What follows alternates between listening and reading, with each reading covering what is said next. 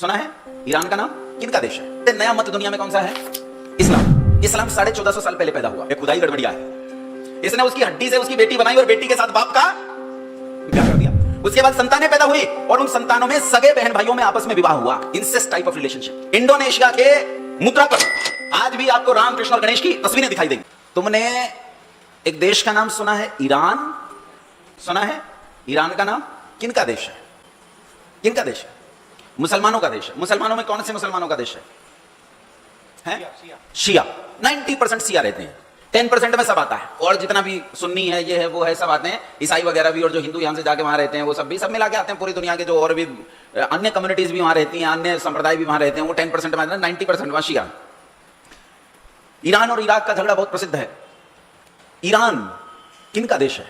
मुसलमानों का। क्या यह हमेशा से मुसलमानों का देश है? क्या तुम्हें पता है कि ईरान का प्राचीन नाम क्या है? तुमने एक देश का नाम सुना है इतिहास में? पर्शिया। सुना है? पर्शिया। वो जो पर्शिया है वही आज क्या है? ईरान है। ये पर्शिया किनका देश है? तो हमारे यहां एक बिरादरी रहती है, कम्युनिटी रहती है भारतवर्ष में, जिन्हें पारसी कहते हैं। क्या कहते हैं? पारसी कहते हैं। ये उनका देश है। असल में ये उनका देश कैसे है ये भी बताता हूं तुम्हें। सबसे नए दुनिया में जो है वो मुसलमान है। सबसे नया मत दुनिया में कौन सा है? इस्लाम है। इस्लाम 1450 साल पहले पैदा हुआ। कब पैदा हुआ? 1450 साल पहले का मतलब है 1450 साल पहले मोहम्मद पैदा हुआ। मोहम्मद पर कुरान नाजिल हुई और तब इस्लाम बना। मुसलमान उसे कहते हैं जो मोहम्मद और कुरान दो चीजों पर ईमान लाए। जो मोहम्मद और कुरान में से एक भी चीज पर ईमान नहीं लाएगा वो मुसलमान नहीं, वो मुसलमान नहीं होता है। मुसलमान 1450 साल पहले बने। इससे पहले ये क्या थे? इतिहास उठाकर पढ़ो। वैसे मैंने अपने को मोहम्मद का इतिहास बहुत अच्छे से पढ़ाया था, लेकिन अगर तुम वहां का इतिहास पढ़ो, उस जगह का, जॉर्डन जो जगह है जहां मोहम्मद पैदा हुए, तो उसके आसपास का इतिहास पढ़ो तो तुम्हें पता चलेगा इनसे पहले वहां ईसाई और यजीदी परंपराएं थी। यजीदी एक संप्रदाय था वहां का। यजीदी और ईसाई परंपराएं वहां थी, क्रिश्चियनिटी की परंपराएं वहां थी। इसका मतलब है ये लोग यजीदी और ईसाइयों से तब्दील हुए थे और यजीदी और ईसाई बहुत आसपास के हैं, तो ये पैदा हुए थे ईसाइयों से। किनसे पैदा हुए थे? ईसाइयों से। लेकिन ईसाई कितने साल पहले पैदा हुए? 2023 साल पहले। और ईसाई कौन थे? बाइबिल उठाकर पढ़ो। बाइबिल में यीशु कौन? यीशु के अब्बू का नाम क्या था? उसे खुद ही नहीं पता। उसे खुद ही पता नहीं बेचारे। यीशु 2023 साल पहले पैदा हुआ। 2023 चल रहा है ना ईसाइयों का। इतने साल पहले यीशु पैदा हुआ, तो इसका मतलब क्रिश्चियनिटी चली लगभग मोटा मोटी 2000 साल पहले। कितने साल पहले? 2000 साल से पहले धरती पर कोई ईसाई नाम की चीज नहीं थी। बाइबिल उठाकर पढ़ो। बाइबिल में यीशु बार बार कहता है कि मैं यहूदियों का राजा हूं। किनका राजा बनाने की कोशिश करता है खुद को? वो यहूदियों में प्रसिद्ध होना चाहता था क्योंकि वो यहूदी की संतान था। उसकी मां यहूदी थी, उसका बाप यहूदी था जिससे वो पैदा हुआ, और उसके घर वाले सब यहूदी थे। वो यहूदियों के बीच में पैदा हुआ। अर्थात ईसाई किनसे पैदा हुए? यहूदियों से। इसीलिए यहूदी, ईसाई और मुसलमान, इन तीनों को कहा जाता है सेमेटिक रिलीजियंस, अब्राहिमिक रिलीजियंस। ये जो यहूद है, इनका पहला जो पुरखा था उसे इब्राहिम कहते थे। क्या नाम था उसका? इब्राहिम। हालांकि शिक्षा शास्त्रियों का, भाषा शास्त्रियों का कहना यह है कि इब्राहिम शब्द ब्रह्मा शब्द का अपभ्रंश है। वो एक अलग विषय है, फिर कभी बताऊंगा। इसे इब्राहिम शब्द के आधार पर इन्हें इब्राहिमिक रिलीजियन कहा जाता है। तीन, यहूदी, ईसाई और ये बिना मुझ की दाढ़ियां मुसलमान। ये तीन इब्राहिमिक सेमेटिक रिलीजियंस एक ही कोख से पैदा। इनकी तीनों की एक ही कहानी है। क्या कहानी है?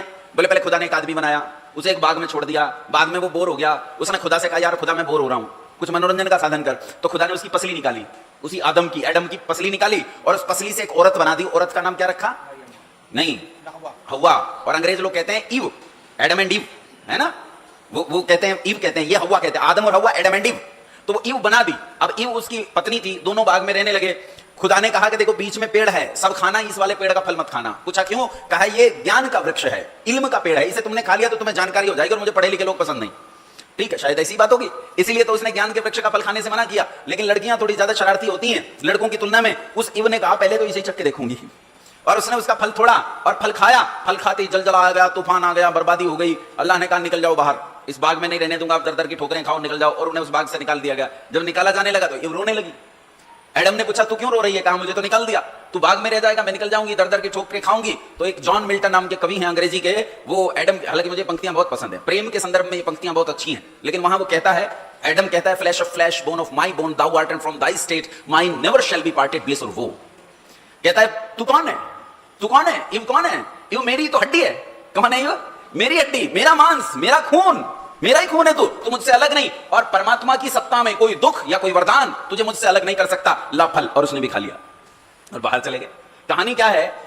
अच्छा ये बताओ, ये बेटी बैठी है, मान लो इस बेटी को मेरी हड्डी से बनाया गया या मेरे खून से बनाया गया, तो ये मेरी क्या लगेगी?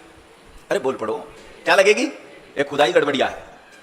इसने उसकी हड्डी से उसकी बेटी बनाई और बेटी के साथ बाप का ब्याह कर दिया। उसके बाद संतानें पैदा हुई और उन संतानों में सगे बहन भाइयों में आपस में विवाह हुआ, इंसेस्ट टाइप ऑफ रिलेशनशिप। ये मजहब है, ये तीनों मजहबों की असलियत है, ये इनका जन्म है। इसे सेमिटिक रिलीजन, अब्राहमिक रिलीजन कहा जाता है इन तीनों को। यहूदियों से पहले, यहूदी पैदा हुए लगभग 3,500-4,000 साल पहले।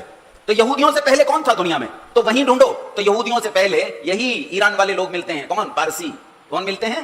पारसी। और पारसियों से पीछे जाओ तो पूरी दुनिया में केवल एक जाति थी जिसका पूरे भूमंडल पर शासन था। पूरी दुनिया में केवल एक संस्कृति थी, पूरी दुनिया में केवल एक भाषा थी, पूरी दुनिया में एक मत था, एक मजहब था। पूरी दुनिया एक तरह के संस्कारों में जीवन जीती थी और उन संस्कारों का नाम था आर्य संस्कार, उस संस्कृति का नाम था आर्य संस्कृति और उस जाति का नाम था आर्य जाति, जो पूरे भूमंडल पर रहती थी।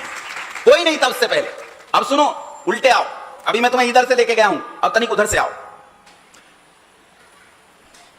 आर्यों के राम जी कौन थे? अरे बोल पड़ो। हिंदू, मुसलमान, ईसाई, बौद्ध, जैन, पारसी के आर्य कौन थे? राम जी। कृष्ण जी कौन थे? ययाति और दशरथ कौन थे? आर्य लोग थे। इन आर्यों में एक प्रथा प्रचलित थी, ये अपनी जो सामाजिक क्रियाकलाप है उसमें 5 बड़े काम करते थे, 5 महायज्ञ करते थे। पहला महायज्ञ कौन सा था? संध्या ब्रह्म यज्ञ। 2 समय संध्या करते थे, भगवान का भजन करते थे। दूसरा था अग्निहोत्र, जो तुमने किया, सुबह शाम 2 समय अग्निहोत्र करते थे। तीसरा क्या काम करते थे? पितृयज्ञ, जीते माता पिता की सेवा। चौथा अतिथि यज्ञ, यानी जो हमारे घर विद्वान आ जाए उसका सम्मान। और 5वां बलि वैष्णोदेव यज्ञ, यानी हम पर जो आश्रित हैं, गाय है, कुत्ता है, चींटी है, चिड़िया है, उन सब तक उनका भाग पहुंचाना, उन्हें भी कुछ ना कुछ खिलाना, उन तक उनकी स्थिति पहुंचाना। ये 5वां बलि वैष्णोदेव यज्ञ। कितने हो गए? 5। जब इनसे बिगड़कर पारसी बने, ध्यान से सुनना मेरी बात, जब इन आर्यों से बिगड़कर क्या बने? पारसी, तो उन पारसियों ने इन 5 यज्ञों को, बेचारे प्रक्रिया तो भूल गए कि प्रक्रिया क्या थी, लेकिन उन्होंने 5 यज्ञों को नहीं छोड़ा। काम मर जाएंगे लेकिन अपनी परंपराएं नहीं छोड़ेंगे। उन्होंने ऐसी वेदी घर में बना ली और दिन में 5 बार अग्नि जलाकर उस पर घी डालकर होम करने लगे। इसलिए पारसियों को अग्नि पूजक कहा जाता है। क्या कहते हैं उन्हें? दिन में 5 बार होम करते हैं, 5 बार। आज भी दुनिया में पारसी जहां रहते हैं वो दिन में 5 बार होम करते हैं। इसी प्रकार वो ये तो भूल गए 5 यज्ञ कैसे कैसे थे, बस उन्होंने इसे यज्ञ मान लिया और दिन में 5 बार करने लगे। कितनी बार? उनसे बिगड़कर बने कौन? पारसियों से बिगड़कर कौन बने? यहूदी। कौन बने? यहूदियों ने कहा यार ये वेदी बनाना, इतना बड़ा काम धाम तोड़ना, ये तो मुश्किल काम है, आसान काम है, मोमबत्ती बना लो। उन्होंने मोमबत्ती बना ली और वो दिन में 5 बार मोमबत्ती जलाने लगे। लेकिन पंचमहायज्ञ नहीं छोड़ा, नहीं छोड़ा उन्होंने पंचमहायज्ञ। यहूदियों से बिगड़कर कौन बने? कौन बने? ईसाई। ईसाइयों ने कहा यार ये रोज रोज 5 मोमबत्ती जलाना तो मुश्किल काम है। उन्होंने कहा रविवार के दिन चर्च में जाओ और एक ही दिन रविवार के दिन जाकर 5 मोमबत्तियां जलाओ। अच्छा, चर्च में जाकर देखना उनके मोमबत्ती स्टैंड में कितनी मोमबत्ती रखने की जगह होती है? 5 मोमबत्ती रखने की जगह होती है। उन्होंने पंचमहायज्ञ को इतना सीमित कर दिया। उनसे बिगड़कर कौन बने?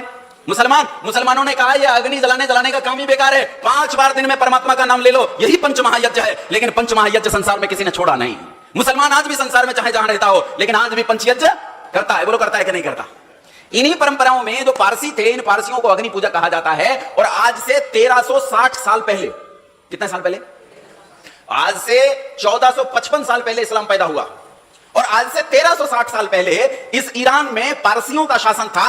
और उस पारसियों के शासन में वहां बहुत बड़ा इलाका, मतलब आपका Jordan, Saudi Arabia, Iran, Iraq, Qatar, Oman, यहां तक आ जाओ, पाकिस्तान से परे उज्बेकिस्तान तक, यहां तक का पूरा इलाका ये उनकी सत्ता में आता था। मक्का मदीना से निकलकर मुसलमानों ने हाथ जोड़ा और पर्शिया में हाथ जोड़कर घुस गए, भैया हमें रहने के लिए थोड़ी जगह दे दो, हमें थोड़ी जगह दे दो। उन्हें जगह मिल गई रहने के लिए, उन्होंने जमीन के नीचे काम करना शुरू कर दिया। मुसलमान जब तक कमजोर होता है तब तक वो राम राम करता है। क्या करता है? मेरे गांव में आज भी करता है, वो राम राम करता है, राम राम साहब। लेकिन जैसे ही वो ताकतवर होता है वो तुम्हें दीन की दावत देने लगता है। इन्होंने वहां काम करना शुरू किया। आप आश्चर्य करोगे, केवल 2 दशक के अंदर, 2 दशक, 21 साल के अंदर वहां इन्होंने अपनी तादाद को घुसपैठ से और जन्मदर से इतना ज्यादा बढ़ा दिया, क्योंकि उनकी संख्या ऑलरेडी कम थी। पारसियों में जन्मदर ज्यादा नहीं थी, उनकी जनसंख्या कम थी कि ये उनकी जनसंख्या के एक बड़े घनत्व के हिस्से को घेरने लगे। तभी वहां एक राजा पैदा हुआ मजदक नाम का, और इसने वहां सुधारवादी आंदोलन चलाए। और सुधारवादी आंदोलन में उसने क्या किया? देश में चलने वाले जितने मंदिर थे, अग्नि मंदिर बोलते थे उनके मंदिरों को, उन अग्नि मंदिरों को लगभग सबको बंद कर दिया और कुछ मुख्य अग्नि मंदिरों को चलने दिया। और पुरोहितों और पंडितों जो भी उनके होते होंगे, उन पुरोहितों और पंडितों को केवल इन्हीं मुख्य मंदिरों तक सीमित कर दिया गया। और धर्म के प्रचार पर न तो विशेष जोर दिया, और जो लोग करना चाहते थे उन्हें भी रोकने का प्रयास किया।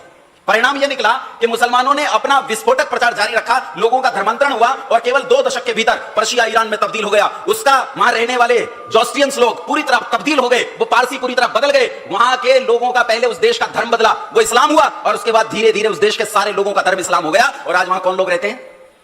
कौन लोग रहते हैं? मुसलमान रहते हैं। कोई नहीं जानता कि पर्शिया नाम का देश दुनिया में था, कोई नहीं जानता कि ईरान पर कभी पारसियों की सत्ता रही। अभी ज्यादा समय की बात नहीं है, 200 साल पहले तक इंडोनेशिया नाम का देश, नाम सुना इंडोनेशिया? नाम सुना इंडोनेशिया? इंडोनेशिया के मुद्रा पर आज भी आपको राम, कृष्ण और गणेश की तस्वीरें दिखाई देंगी। आज भी इंडोनेशिया में दुनिया के सबसे ज्यादा घनत्व वाले मुसलमान रहते हैं, 95%। आप आश्चर्य करोगे, आज से 200-250 साल पहले पूरा इंडोनेशिया हिंदुओं का था।